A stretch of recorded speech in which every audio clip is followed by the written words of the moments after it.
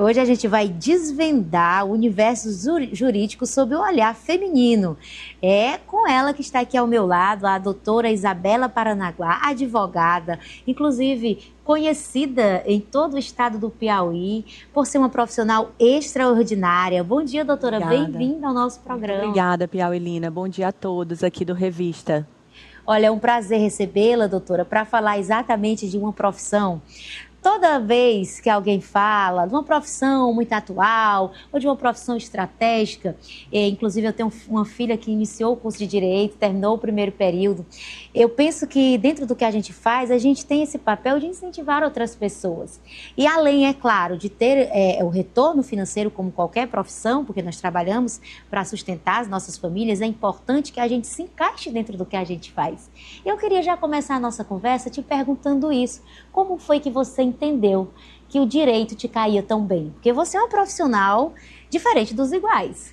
O seu nome está aí sempre em destaque pelo seu trabalho brilhante. Como foi isso? Muito obrigada aqui pelo convite para falar de aquilo que é o dia a dia da minha vida, a advocacia. E foi um caminho muito natural, Piauilina, porque eu tenho uma mãe que é advogada há mais de 37 anos, a Cláudia Paranaguá, que também é uma figura bastante conhecida por ser especialista em direito de família e sucessões, não só aqui na capital, como em todo o Brasil. Então, desde pequena, eu tive um ambiente jurídico perto de mim.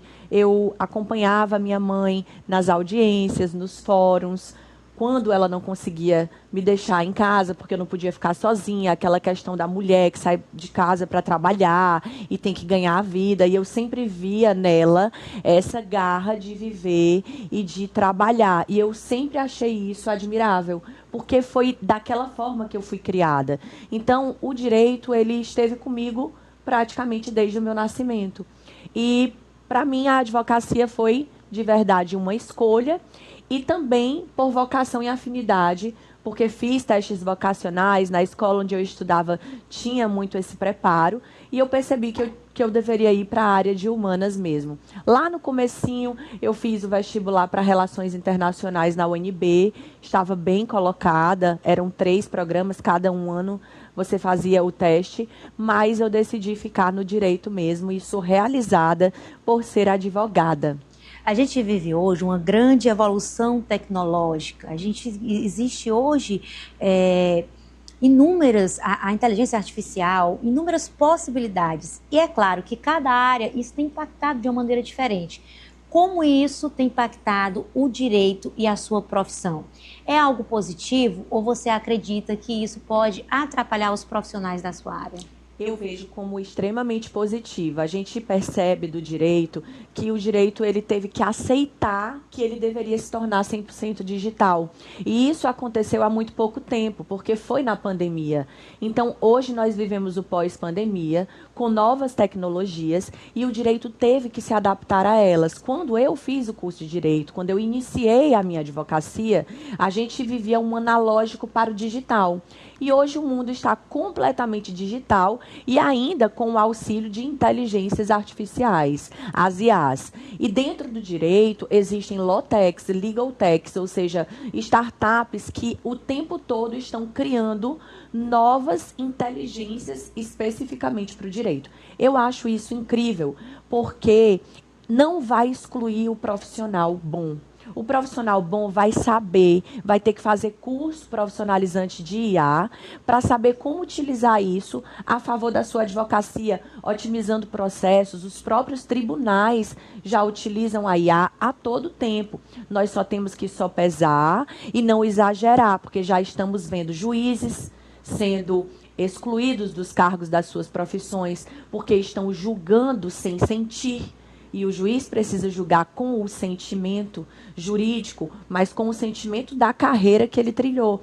Então, a inteligência artificial, ela não pode ser ali um acessório que vai nos substituir, mas que vai nos auxiliar, sim, bastante. Eu utilizo muito a inteligência artificial hoje em dia no direito de família e na gestão jurídica do escritório de advocacia. Olha só, é importante a gente tocar nesse ponto, porque nós temos uma audiência muito grande do outro lado, de pessoas que estão iniciando a sua vida, decidindo qual carreira vai escolher, ou de repente alguém que está despertando em uma outra fase da vida, decidiu ingressar numa carreira envolvendo o direito.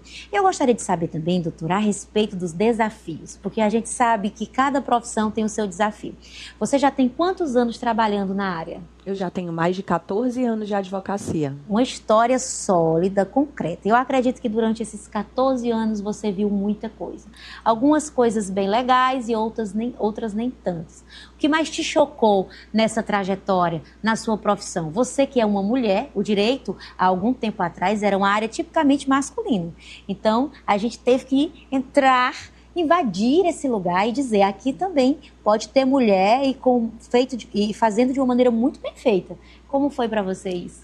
Sempre muito desafiador, porque somos mulheres e apesar de alguns quererem ainda insistir que é mimimi, não é. Hoje em dia as mulheres elas representam mais de 50% da advocacia brasileira. Mas lá atrás, quando eu iniciei o curso e depois me tornei advogada, a realidade ainda é, no meio de poder, no meio de liderança extremamente masculinizada. Então, imagina há anos atrás.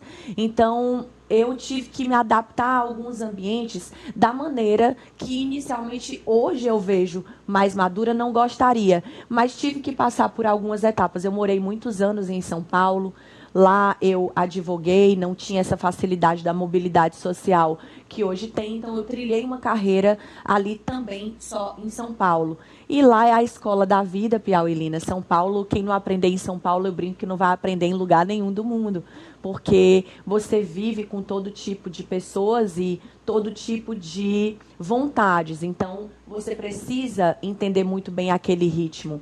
Então, a advocacia é muito acelerada e lá em São Paulo eu aprendi bastante a desvencilhar situações de preconceitos até por conta da nossa regionalidade, da nossa maneira de falar, por eu ser muito nova à época, já sendo convidada para dar aula em excelentes faculdades, e aí vem os pré-julgamentos, vem os preconceitos que a gente tem que vencer ao longo da vida, que também aconteceram no sistema. Eu hoje faço parte, na verdade, há 10 anos do sistema OAB e já vi um pouco de tudo. E se nós estamos hoje aqui nesse lugar de liderança, é porque foi conquistado. Foi conquistado. Cada mulher que faz parte do sistema OAB, que está ora nomeada, ora eleita, é porque ela fez valer o lugar onde ela está. Eu tenho certeza disso. É muito importante falar sobre esse empoderamento feminino dentro de um lugar como é o direito. E olha, a gente tem uma expectativa, muitas vezes, falando agora de uma maneira bem descontraída, com relação ao direito, que está sempre cercado de discursos que a gente vê no filme, aquele tribunal, aquelas cenas todas. Como é a rotina de uma advogada? Realmente acontece isso? Teve alguma situação engraçada que você já viveu, ou que você possa contar, é claro, ao longo da sua carreira? Conta pra gente. Eu lembrei agora de uma que eu sempre utilizo nas minhas palestras, que são do tema de famílias paralelas. Eu sou advogada de família e teve um pouco antes da pandemia, a gente fazendo a audiência presencial, fiz uma audiência de instrução e julgamento e falando de questão de herança, né? Então, ele morreu, vamos dizer assim, o João, e a minha cliente era casada e, do outro lado, aquela que queria colocar que, na verdade, ela vivia uma união paralela à minha cliente, que era, na verdade, a viúva. E quando a gente fez a instrução e julgamento, a cliente deve falar tudo para o advogado, e ela não tinha me falado que o velório tinha sido na casa da outra. Menina. E aí, nisso, no meio da instrução e julgamento, a juíza, vendo que tudo aquilo era verdade, porque os filhos da minha cliente comiam na casa e eles compravam na mesma quitanda, e era aqui em Teresina. Só não vou adentrar muito porque aqui todo mundo se conhece e vai acabar sabendo quem é. Eu só sei que a minha cliente morava numa rua e a outra, a que era amante, morava na rua de trás. Ele fez todo um sistema familiar que fosse bastante confortável e dinâmico para ele. Ele morreu.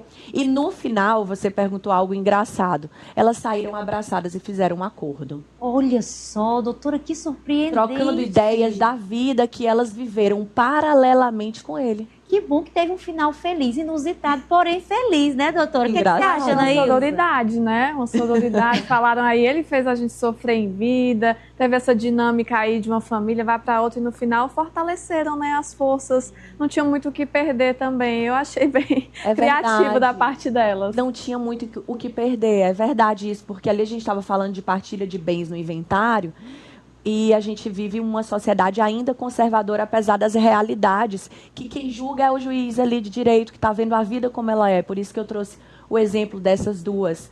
E no final elas saíram falando sobre as histórias de vida dele. E os filhos almoçavam, o velório na casa da outra. O velório foi na casa da outra. Olha, uma situação realmente bem diferente do normal, viu, doutora? É verdade. Mas ainda, dentro dessa perspectiva do direito, você é muito envolvida com os profissionais da área, está sempre aí participando dos eventos. Inclusive, agora, a CAAP celebra 45 anos de compromisso com a advocacia piauiense. Eu queria que você explicasse para a gente o que é esse lugar e como é a sua experiência trabalhando também dentro dessa parte. Certo. A CAAP, a Caixa de Assistência da Advocacia Brasileira, ela existe em todas as OABs, ou seja, nos 26 estados mais o DF, existe Caixa, e ela é esse braço social do sistema OAB. Então, é lá na Caixa dos advogados onde você vai encontrar advogado e advogada e seus dependentes, auxílios, benefícios e serviços exclusivos com descontos especiais, por exemplo, para a advocacia. Então, nós temos auxílios funerários, auxílios natalidade, nós criamos auxílios extras, como agora no mês da Mulher de Março, nessa nova gestão nós criamos o kit acolhimento para a advogada gestante. Então, a advogada, quando ela gesta e essa criança nasce com vida, ela vai receber um kit, acolhimento com as necessidades do bebê, vários itens para o dia a dia do bebê. Então, tudo isso a gente faz pensando em dar mais saúde, mais lazer, mais bem-estar. Nós temos clubes da advocacia piauiense, nós temos 3 clubes aqui no Piauí, o nosso clube de Teresina, o nosso clube de Picos e o nosso clube de Floriano. Então, a Caixa, ela é gigantesca e ela é esse órgão acessório da OAB, mas também independente porque ela tem atividades independentes da OAB. Então, é um só sistema, uma só ordem, para deixar essa advocacia que é gigantesca. Olha a quantidade de advogados que a gente tem. Hoje, no Piauí, a gente já tem muitos advogados, cerca de 30 mil advogados no nosso estado. Então, é para abastecer a advocacia e deixar a advocacia com mais saúde para poder trabalhar. 45 anos, vai ter festa? Anos. Vamos fazer um café da manhã, você está convidada. Obrigada. Vai ser sexta-feira, amanhã de manhã, na nossa sede aqui em Teresina. Olha que maravilha. Doutora Isabela, muito obrigada pela sua participação. Um prazer conversar com você. Obrigada. Eu, particularmente, tenho uma admiração, acompanho nas redes. E agora uma filha fazendo direito. Menina, olha só que bom. O que é que vai ser do coração dessa mãe? Sim. Mas eu queria fazer mais uma pergunta a respeito da justiça. Ainda de um ponto de vista mais pessoal, teve alguma situação que você precisou participar, defender, que infelizmente não teve o resultado que você esperava e que você julgou aquilo como algo injusto? Já te gerou uma revolta? Alguma situação no direito? Processualmente falando? Processualmente ou ainda entre outras questões? Teve alguma situação que você viu que te gerou? Porque você está advogada, sim, mas antes disso você é um ser humano. Sim. Teve algum momento que te gerou indignação? Olha, por conta da especialidade que eu exerço, que é o direito de família, essa sua pergunta, a resposta ela é diária, porque nem sempre nós estaremos ganhando em processos. E às vezes, e principalmente quando o processo se trata de criança e adolescente, eu sempre digo, ninguém está ganhando ou perdendo, porque já entra perdendo, porque está colocando a criança numa situação ali em que ela nem queria estar, porque ela é só uma criança. Casos de disputa de guarda, que inevitavelmente, por conta de divórcios difíceis, vão acontecer, não vai deixar de existir, porque a sociedade é conflituosa. Então, isso me toca bastante. E situações injustas, quando a gente vê casos de alienação parental, esses casos muito graves de violência doméstica, porque sim, o Piauí está entre os 3 estados do Brasil que mais praticam a violência doméstica no seio familiar. Então, isso tudo é muito grave. A gente precisa de muita política pública e de muita educação ainda para que isso seja erradicado. Totalmente não vai ser, mas precisa da colaboração de mais profissionais. Por exemplo, você falou da sua filha, que venham mais profissionais capacitados para poder lidar com esses problemas. Muito obrigada, doutora, pela sua participação no nosso programa, doutora Isabela. É sempre um prazer tê-la por aqui. Muito obrigada. Esse foi o nosso quadro Guia da Profissão.